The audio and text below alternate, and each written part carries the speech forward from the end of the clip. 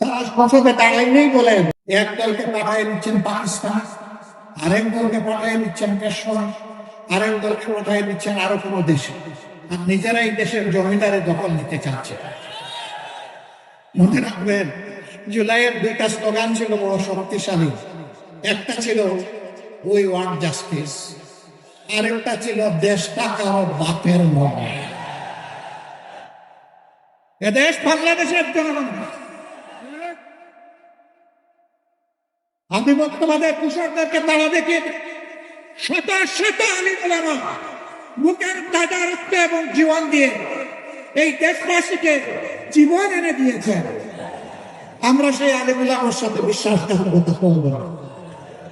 আমাদের যে যুব সমাজ, যে শ্রমিক সমাজ, যে কৃষক সমাজ, অকবর জনগণ, এমনকি 4 বছরের শিশু জীবন দিয়ে আমাদেরকে রেডি করে গিয়েছে। আমরা তাদেরকে কথা দিচ্ছি, আমরা তোমাদের সাথে বেঈমানি করব না।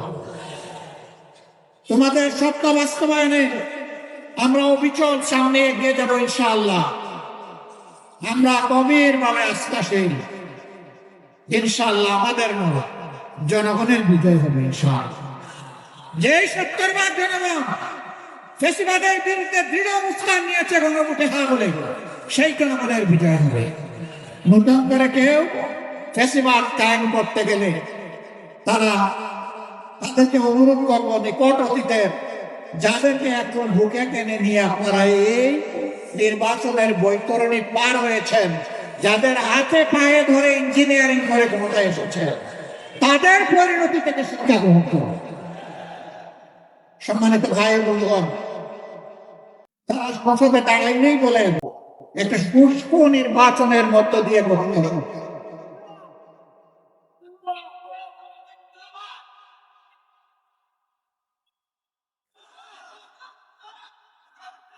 সরকার যদি সুষ্ঠু নির্বাচনেই গঠিত হয়, তাহলে বারবার দাঁড়িয়ে বলতে হয় কেন? মেকিয়াভেলির একটা কথা আছে, তুমি যদি কোনো মিথ্যাকে এস্টাবলিশ করতে পারো তাহলে একবার বললে হবে না, শতবার বলতে হবে। হ্যাঁ, ইতিমধ্যে রাজশাহীকে 2 জন পাওয়া গেছে।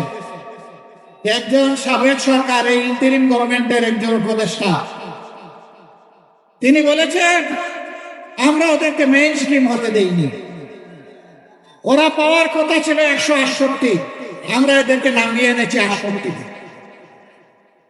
তাইলে তিনি স্বীকার করে নিয়েছেন যে একটা নিরপেক্ষ সরকারের অংশ হয়ে তিনি দেশবাসীর সাথে বিশ্বাসঘাতকতা করেছেন। তিনি বলেন নাই যে আমি নামিয়ে এনেছি, বলেছেন আমরা নামিয়ে এনেছি বহু বছর। তাইলে বাকি বছরগুলো কারা? এদের চেহারাও জাতির সামনে আপনি একটু বলে দেন, একা এ দায় নিবেন কেন?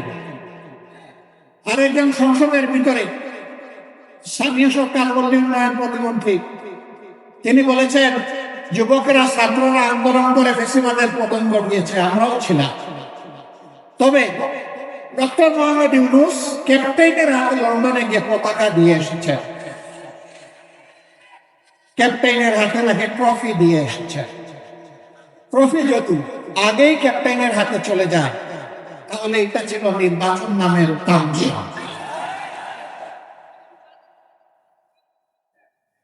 তারা স্বীকার করে নিচ্ছেন। মৌলানা মামুনুল হক সংসদে গেলে কি হলো? যা হতো এর ভয়ে তাকে আটকে দেওয়া হয়েছে। কয়দিন, কতদিন আটকাবে?